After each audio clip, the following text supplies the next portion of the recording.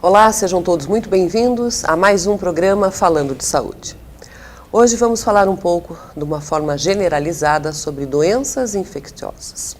Para falar sobre esse tema, é claro, eu recebo o infectologista, Dr. Gerson Luiz Seluzniak. Seja muito bem-vindo, tudo bem? Tudo bem, eu que agradeço o convite. Imagine, primeiro quero pedir desculpa aos nossos telespectadores, porque a apresentadora está um pouco fanhosa. Infelizmente, circunstâncias do período da época aí, né? Aqui no Sul, essa época a gente... Sem dúvida. Pena um pouquinho, né, Dr. Gerson? Infelizmente, é uma época que as infecções respiratórias aí começam a circular, né? As pessoas começam a se aglomerar, as pessoas começam a ficar em ambientes fechados. Isso favorece a transmissão das infecções respiratórias, né? E piora muito para a gente que trabalha com mídia, com entrevistas, com pessoas sem dúvida. Mudando diariamente, né? Sem dúvida. Bom, eu quero começar ali fazendo essa pergunta, que acredito que é do interesse da maioria das pessoas. O que faz ou o que é um infectologista? Veja, o infectologista, a especialidade em infectologia, ela é relativamente nova. No Brasil, tem aproximadamente 30 anos que surgiram os primeiros infectologistas e foi criada a primeira sociedade de infectologia. Então, a partir daí, a especialidade começou a se difundir, novos especialistas começaram a ser formados, e é uma área que engloba as doenças infecciosas de um modo geral. Todas as doenças infecciosas. As doenças que são causadas por vírus, as doenças que são causadas por bactérias, por parasitas, por protozoários, as infecções hospitalares. Tudo isso é um campo de atuação do infectologista. Tá. Eu vou tentar, nessa 1 hora de programa que a gente tem, explorar o senhor ao máximo para tentar esclarecer para as pessoas de casa um pouquinho sobre algumas dessas doenças. Perfeito, pode ser? Perfeito. Já que a gente tocou no assunto da época, do inverno e de doenças respiratórias, quais são as mais comuns hoje que são infecciosas? Ou então eu vou mudar a pergunta, vou começar lhe perguntando o que é uma doença infecciosa. Uma doença infecciosa é uma doença que é transmitida por algum agente. O que quer dizer um agente? Um agente pode ser um vírus que está circulando no meio, como nesse período nós temos os vírus respiratórios, a gripe, o resfriado comum, as pneumonias causadas por vírus. Tá. Nós temos ainda as chamadas bactérias, que também causam infecções respiratórias, causam pneumonia, causam sinusite, que são comuns a esse período de inverno. Nós temos aí já daí outros agentes que causam, que adentram ao organismo e desencadeiam uma série de reações nesse organismo, interagem com o nosso organismo e produzem uma doença. Tá. Eu conversava com o Dr. Gerson aqui antes de começarmos a entrevista, comentando o que estava acontecendo comigo, né? Que eu sarei de uma gripe, logo em seguida peguei uma rinite. Isso tem a ver com a imunidade da pessoa? Em algumas situações, sim. Mas, de uma maneira geral, há um equívoco das pessoas em colocar esses quadros respiratórios como uma queda de imunidade. Na verdade, são perto de 200 vírus respiratórios que existem. Né? E a gente está sujeito a mais ou menos em torno de 6 infecções respiratórias ao ano. E essas infecções, elas tendem a se concentrar nos períodos de frio, como eu havia citado para você anteriormente, né? O contato é muito próximo de uma pessoa com a outra, né? As pessoas andam em ônibus, os ônibus com janelas todas fechadas, as pessoas fecham as janelas, as pessoas fecham as portas para se aquecerem, e nesse ambiente geralmente tem uma ou outra pessoa que está com um ou outro tipo de vírus respiratório. Certo. A partir daí, essa pessoa tossindo, espirrando, ou mesmo falando numa distância menor que 1 metro, está favorecendo a disseminação dessas doenças. Tá, então aqui no popular, doutor, gripe e resfriado passa de um para o outro? Sim, são doenças contagiosas, são doenças que passam de uma pessoa para outra. Por isso que é normal na família, uma pessoa tem, consequentemente as outras vão adquirindo, ou isso quando não acontece de todo mundo pegar ao mesmo tempo. Exatamente. Isso é o que a gente observa nessa época. As pessoas chegam no consultório, chegam ao médico relatando, olha, meu filho estava gripado semana passada, agora eu comecei, minha mãe pegou, enfim. É uma coisa familiar, em virtude dessa aglomeração das pessoas. Tá. É verdade ou mito que a gripe tem um período que ela fica incubada na pessoa e que a pessoa tem, as pessoas até falam vulgarmente, curtir a gripe. Isso é verdade ou não? Não, isso não acontece. O que ocorre é que aí sim entra a questão da imunidade da pessoa em ter mais ou menos sintomas. Certo. Né? E aí entra também um outro aspecto, a quantidade de vírus que a pessoa adquiriu. Né? Quando essa quantidade é muito maior, dependendo da maneira que ela adquiriu esse vírus, da maneira com que o estado imune da pessoa se encontra, essa interação desse vírus com o nosso corpo, com o corpo dessa pessoa, é que vai dizer se a pessoa vai ter mais sintomas, menos sintomas. Né? Se ela vai ficar mais dias ou menos dias. Mais propensa a ter doença mais grave ou não. Como, por exemplo, a gente sabe que os idosos é o grupo mais vulnerável à gripe. Certo. As infecções que ocorrem nessa população, as gripes que dão em pessoas a mais de 65, 70 anos de idade, geralmente são mais severas, mais importantes, porque a imunidade do indivíduo já está um pouco mais debilitada. Né? Certo. Doutor Gerson, qual que é a diferença entre gripe e resfriado? O que é um e o que é outro? Essa é uma pergunta importante. A gripe é um quadro mais intenso. Então, se você tem febrão alta, geralmente acima de 38,5, tosse muito intensa, dores musculares, dores pelo corpo, é aquela sensação que você não consegue sair da cama, que você está literalmente quebrado. Isso caracteriza a gripe. Certo. O resfriado comum, o que é? A pessoa tem um leve desconforto na garganta, coriza, nariz um pouco escorrendo, um pouco de tosse seca, às vezes os olhos ficam lacrimejando um pouquinho mais. São sintomas mais leves. O resfriado é excepcional, um resfriado vir com uma febre de 39, 40 graus, como a gripe faz. Tá. Né? E o resfriado pode se tornar uma gripe ou não? Não. São diferentes? São doenças completamente diferentes.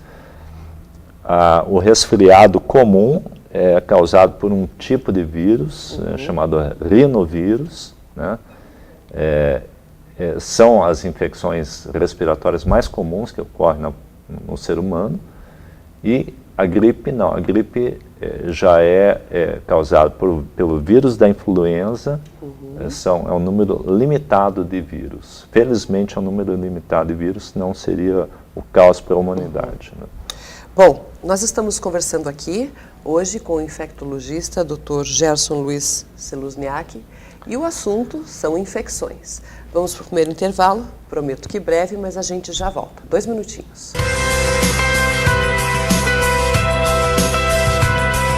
O programa Falando de Saúde está retornando e hoje o nosso bate-papo é com o Dr. Gerson Luiz, infectologista, justamente sobre infecções. Vamos voltar a falar um pouquinho mais sobre gripes, que a gente estava falando no bloco anterior. Ótimo. Porque eu tenho uma pergunta para lhe fazer, que é uma pergunta de telespectadores. Hoje, a indicação da vacina preventiva para a gripe está na mídia, todo mundo sabe da importância, mas o que muitos clientes ou muitos telespectadores reclamam é que tomam a vacina e ficam com gripe. Por que isso? É normal isso? Não, isso não é normal. Primeiro, a vacina da gripe é uma vacina bastante eficaz, Isso é importante a população saber, que é uma vacina que merece ser tomada. A questão que as pessoas frequentemente se queixam para os médicos: eu tomei a vacina da gripe e logo em seguida fiquei gripado. A vacina, todas as vacinas, elas precisam de um tempo para se tornarem eficazes. A vacina nada mais é do que você simular no organismo uma infecção, né? Só que você simula uma infecção de uma maneira controlada, e isso faz com que o organismo desenvolva defesa e proteção. Quanto tempo leva para isso acontecer? 15 dias. Então você tomou a vacina, 15 dias depois você está protegido. Certo. Durante esses primeiros 15 dias, a pessoa continua vulnerável. Então ela pode pegar a gripe. Ela pode pegar a gripe ou pode pegar uma outra infecção semelhante à gripe, como um resfriado ou um outro vírus respiratório que também causa sintomas semelhantes à gripe. Então não é porque ela tomou a vacina não é da vacina. Teve. Isso definitivamente é mito. Não, isso não ocorre. É importante a gente esclarecer. Não, isso é importante, porque a gente ouve, especialmente na população idosa, essa queixa, e algumas pessoas se recusando a tomarem a vacina da gripe em virtude disso. Então isso é um mito, isso realmente não existe. Tá. Doutor, por quanto tempo a pessoa fica protegida? Ela toma vacina, vamos supor a vacina da gripe. Por quanto tempo ela fica protegida da gripe? A vacina da gripe, a vacina mais frequentemente utilizada é a vacina que a gente vai... Só uma breve explicação. São vírus atenuados, eles sofrem um processo em que o vírus fica enfraquecido, não é capaz de desenvolver uma gripe no indivíduo, mas ele induz a defesa do organismo. Só que essa defesa é uma defesa temporária. E, acima disso, mais importante que isso, é que o vírus da gripe, ele frequentemente se altera, ele sofre mutações, que a gente chama. Ele era de uma maneira, de um formato, sofre uma pequena mudança, ele se transforma num outro vírus. Certo. Então, o que é feito? A cada ano são estudados os vírus que estão circulando na população, e a partir daí existe uma rede mundial que monitora e faz a vigilância em cima dos vírus da gripe que circulam na humanidade, e a partir daí é estabelecido o tipo de vacina da gripe. Por isso que a vacina da gripe tem que ser renovada anualmente. Além dela não ter uma imunidade muito prolongada, os vírus se alteram, a pessoa precisa tomar uma nova dose. Tá. Então ficou claro aqui hoje para todo mundo que a vacina da gripe não causa gripe. Isso é mito. Isso é mito, definitivamente. O que leva é o período de 15 dias para que a pessoa fique imune. Exatamente, fique protegido. É verdade ou mito que a vacina também ela é preventiva para alguns vírus e não para todos? A vacina da gripe, a vacina que é administrada aqui no Brasil, ela possui 3 tipos diferentes de vírus, né? São os vírus que circularam mais frequentemente no ano anterior, especialmente no hemisfério norte. Enquanto no hemisfério norte é inverno, aqui é verão, os vírus que circulam lá são os vírus que serão utilizados para nova vacina. Certo. Então, são 3 tipos de vírus que essa vacina contém, né? Que vai imunizar as pessoas por esse determinado tempo. Contra os vírus mais frequentes que circulam, né? Os vírus da gripe mais frequentes. Aí, novamente enfatizando, protege exclusivamente contra a gripe, não protege contra o resfriado comum, não protege contra outras infecções respiratórias que o organismo pode aparecer. Tá. Doutor Gerson, febre é sinal de infecção sempre? Não. Febre pode ser infecção, mas existem inúmeras outras causas para a febre, né? Inúmeras outras causas. Tá. Doenças inflamatórias, Alguns tumores causam febre, embolia pulmonar causa febre. Então, nem sempre febre é sinônimo de infecção. Ah, entendi. Pode ser uma inflamação. Pode ser uma inflamação. Que é diferente uma coisa da outra. Pode ser um tumor, né? Alguns tumores de rim, tumores de fígado causam febre. Então, numa situação de febre e que a pessoa não se encontra bem fisicamente, não está se sentindo bem, né? Ela deve procurar o profissional, o médico, para obter uma informação mais definitiva do possível diagnóstico. Descobrir o que é que está causando essa febre. Tá, eu pergunto porque grande parte das pessoas que procuram pronto-socorro ou mesmo vão aos ambulatórios são pessoas que estão normalmente com algum tipo de infecção e muitas vezes não sabem disso. Tem perigo de você tratar, por exemplo, um simples resfriado e essa doença se complicar por se tornar uma outra doença respiratória, ou mesmo tratar qualquer infecção, não tratar qualquer infecção simples e ela se tornar uma doença mais grave? Voltando à questão das pessoas que são mais vulneráveis, né, as pessoas que têm a imunidade mais prejudicada, como os idosos, né, essa população frequentemente adquire um vírus, pode ser o vírus até mesmo o vírus do resfriado comum.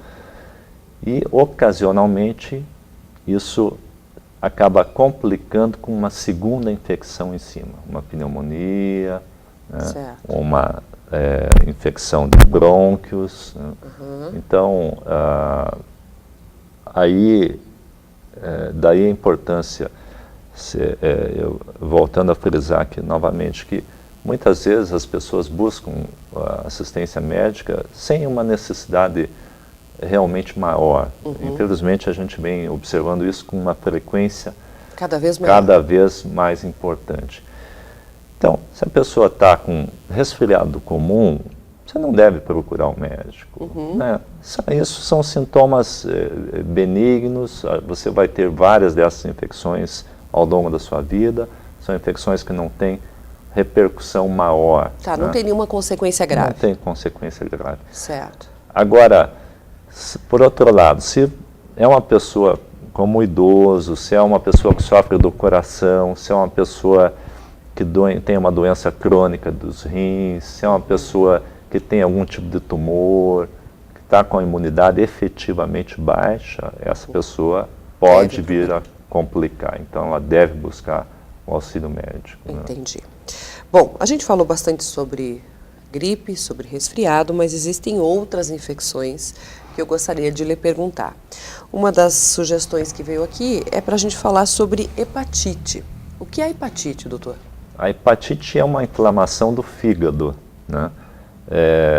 A pessoa que tem hepatite, frequentemente ela desenvolve o chamado amarelão.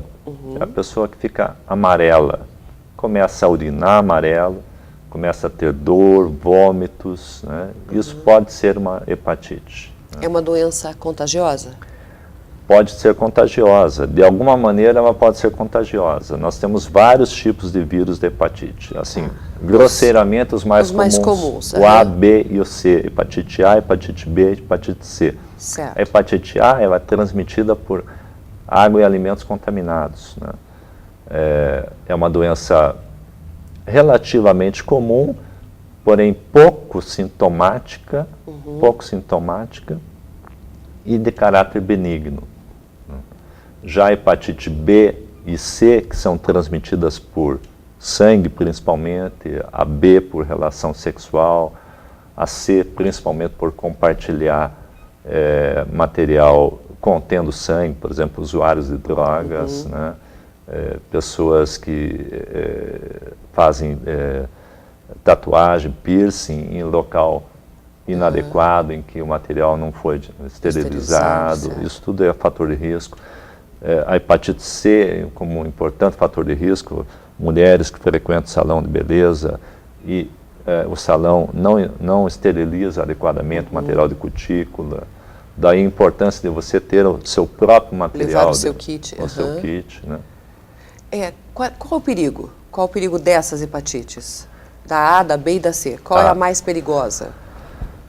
A hepatite A é uma hepatite, como eu comentei, de caráter benigno, dura algumas semanas, a pessoa fica indisposta, perde o apetite, fica com a urina escura, fica com a pele amarela, chamada amarelão, pode ter febre, desconforto e depois sara espontaneamente. Certo. Não é uma doença que se torna crônica. Tem uma delas que a gente tem que comer muito doce. É nessa? Na verdade, isso é mito também? Mito também. Ah, é só um agrado para a pessoa que fica lá deitada de cama. Isso tudo é mito também. Infelizmente, é mito. Ela não traz nenhum benefício. Não precisa o doce. Não precisa o doce. Já a hepatite B e C são doenças que podem se tornar crônicas. A hepatite C é a principal causa de cirrose no mundo, né? Ah, tá. Acima mesmo do alcoolismo. A bebida é comumente taxada como a principal responsável pela cirrose nos pacientes. Cirrose é um processo inflamatório e de degeneração do fígado. O fígado entra no estágio terminal, irreversível, e a pessoa, com o passar do tempo, infelizmente, acaba falecendo. A hepatite C é a principal causa de cirrose no mundo. Tá. E ela tem cura? Felizmente, atualmente tem cura. Tem cura. Atualmente tem cura. Tá. A gente está vivendo um momento de empolgação no tratamento da hepatite C. Isso a título de informação para os teus ouvintes, espectadores aí, que foram descobertas novas drogas para o tratamento da hepatite C com uma possibilidade de cura que chega a quase 100%.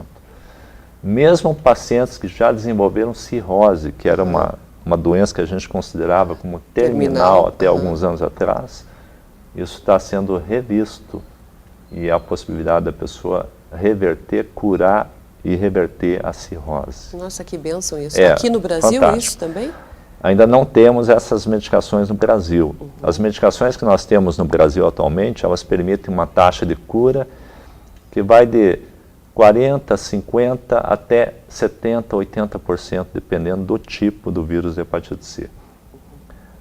Mas nos Estados Unidos já estão disponíveis, nos Estados Unidos e na Europa já estão disponíveis esses medicamentos, e como há uma pressão popular muito grande em cima do governo federal em relação a novos tratamentos, a gente acredita que mais, talvez 2 anos, essas medicações estejam disponíveis. Aqui. Nossa, que bênção, né?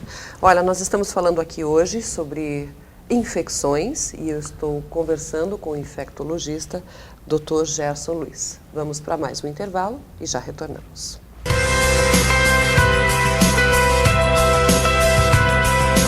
Estamos retornando, esse é o nosso terceiro bloco do programa Falando de Saúde e o bate-papo hoje é com o infectologista Dr. Gerson Luiz. Bom, tem um remédio que é famoso pela cura, que é o antibiótico. O que é um antibiótico, Dr. Gerson? Antibiótico é qualquer substância que você tome e que venha a matar, destruir, geralmente um agente de natureza bacteriana, uma bactéria, né? As bactérias causam as infecções mais graves no organismo humano e os antibióticos são utilizados com esse objetivo, de destruir a bactéria ou inibir a bactéria dela estar se multiplicando dentro do organismo. Hoje existem antibióticos de uso nasal, venoso, em comprimidos, existem vários tipos de antibióticos, certo? Perfeito. E graças a Deus o Ministério da Saúde colocou uma nova lei que só podem ser vendidos sobre prescrição médica. Por que isso? Por que esse cuidado com os antibióticos? Essa é uma preocupação, na verdade, uma preocupação mundial em relação a essa questão. Sempre houve um abuso, tanto da parte médica, da classe médica, quanto de farmácias, quanto da própria população no sentido de se automedicar. Certo. E a partir do momento que isso começou a tomar uma dimensão muito grande, a gente começou a observar o surgimento de bactérias cada vez mais resistentes a esses antibióticos. O antibiótico é algo que tem que ser utilizado sob uma indicação muito séria, muito precisa, uma indicação médica muito bem clara, muito bem definida. Porque senão ele altera as bactérias que fazem parte do nosso organismo, fazem parte do nosso intestino, nossa boca, e que são normais, que são importantes inclusive para o nosso organismo. A exposição dessas bactérias a esses antibióticos altera essas bactérias e elas começam a se tornar mais produtoras de doenças, e doenças cada vez mais graves, e doenças para as quais a gente muitas vezes não tem o que fazer, porque não existe antibiótico. Aí não consegue achar o remédio mais. Não tem mais o remédio. Todo antibiótico deve ser tomado com o horário certo e por um período determinado. Isso é isso verdade? É fundamental, é importantíssimo. O antibiótico ele tem que ser ministrado, tem que ser tomado em horário específico que o médico vai determinar, de acordo com o tipo de antibiótico. Diferente de outros tipos de medicamentos, o antibiótico não pode ser adiado. Por exemplo, eu esqueci de tomar, vou tomar depois. Isso complica a infecção do indivíduo. Tá, e por exemplo, se a prescrição médica foi para tomar o antibiótico de 8 em 8 horas durante 5 dias, a pessoa, e isso acontece muito, doutor, a pessoa no terceiro dia já sente uma melhora significativa e para de tomar o remédio. Ela cortou o efeito do tratamento? Sim, frequentemente isso pode acontecer. Vamos imaginar, a pessoa está com uma sinusite, está inflamado os seios da face, né? Se você usa o antibiótico por um tempo inferior ao que foi indicado pelo médico, significa que ainda vão estar presentes nessa região da face ou em qualquer outra parte do corpo algumas bactérias que não foram ainda destruídas pelo antibiótico. Certo. A partir daí, essas bactérias podem novamente se sobressair às defesas do organismo e a infecção se cronificar. Entendi. Né? Ou, em algumas situações, a infecção pode até mesmo se disseminar pelo organismo, o que é mais grave ainda. Tá. Normalmente, no caso de comprimidos, por exemplo, a caixa vem com um número a mais de comprimidos do que a pessoa deve tomar durante o tratamento. E aí o que acontece é que você sentiu uma melhora significativa da patologia qualquer e sobrou alguns comprimidos. Aí um amigo apresenta os mesmos sintomas, o que é que normalmente nós brasileiros fazemos? Olha, toma esse remédio aqui que eu tomei e foi ótimo para mim. Qual é o perigo de uma pessoa leiga receitar e passar para um cliente, para um amigo, um antibiótico? Aí nós vamos cair novamente naquela questão que nós estávamos discutindo inicialmente. Existe repercussão para o próprio indivíduo que está fazendo isso, que vai receber, às vezes, uma substância que não é a correta para o organismo dele. Essa substância pode gerar efeitos colaterais no indivíduo. Segundo, às vezes o diagnóstico está completamente errado. Diferente. Né? Então ela vai estar tomando uma medicação que sem o efeito esperado. Né? E terceiro, isso tem um impacto não só para essa pessoa, como a gente já havia discutido anteriormente, para a sociedade como um todo. Porque à medida que você vai usando o antibiótico desnecessariamente, você vai acabando fortalecendo a bactéria, né, favorecendo a resistência da bactéria, dificultando tratamentos futuros. Né? Nós temos, infelizmente, nos hospitais, e tivemos inclusive aqui em hospitais, aqui em Ponta Grossa, bactérias poderosíssimas, contra as quais não existe tratamento. Não tem o que fazer. Não existe antibiótico mais. Né? Nossa, que horror isso. Recentemente, acho que as pessoas devem ter ouvido falar do caso em Londrina, de uma bactéria, né, chamada KPC. Né, essa bactéria esteve em Londrina e nós tivemos bactéria semelhante a essa aqui em Ponta Grossa já. Né. Então, e aí o que faz, doutor? Espera um determinado tempo para ela ficar atuante e ela cessa sozinha? Se ela não tem cura, como é que vocês trabalham com isso? Como é que lida com isso? Isso é uma coisa difícil. Algumas vezes a gente faz uma combinação de vários antibióticos na tentativa de vencer essa bactéria.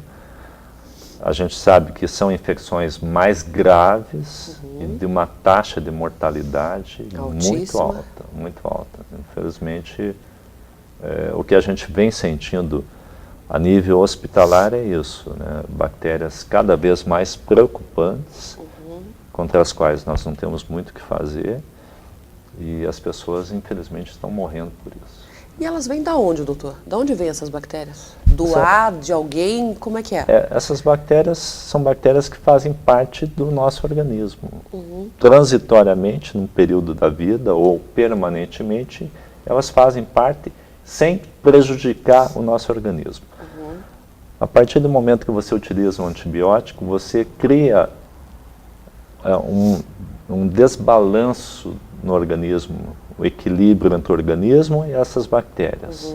E essas bactérias que estavam quietas, que eram às vezes parte do nosso organismo, sem nos prejudicar, elas acabam desenvolvendo mecanismos que facilitam as infecções. Né? Entendi. E aí uma pessoa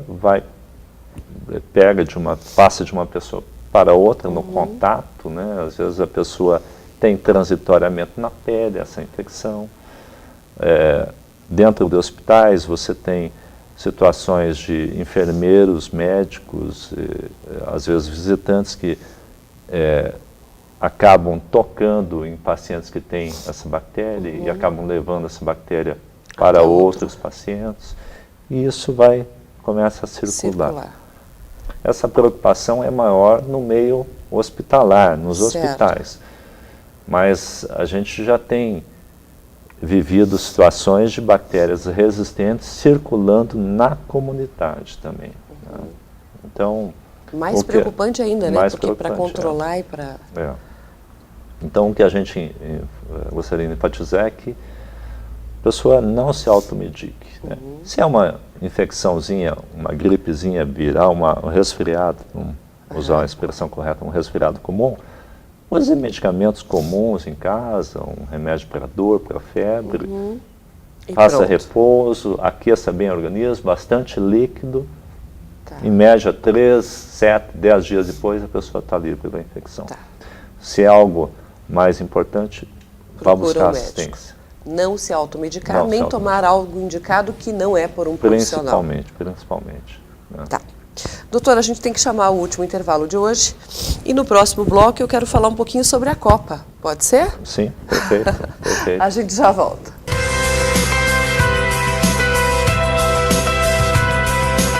Falando de saúde está retornando e esse é o nosso último bloco com o bate-papo com o infectologista Dr. Gerson Luiz.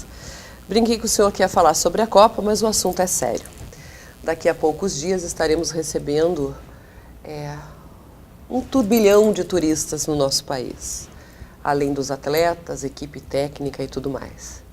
Quando nós brasileiros vamos para algum outro país ou mesmo até para alguns outros estados, é pedido algumas vacinas específicas, até mesmo por cuidado de quem está indo e das pessoas que lá moram. Tem algum cuidado que o Brasil está tomando com essa Copa do Mundo referente à saúde?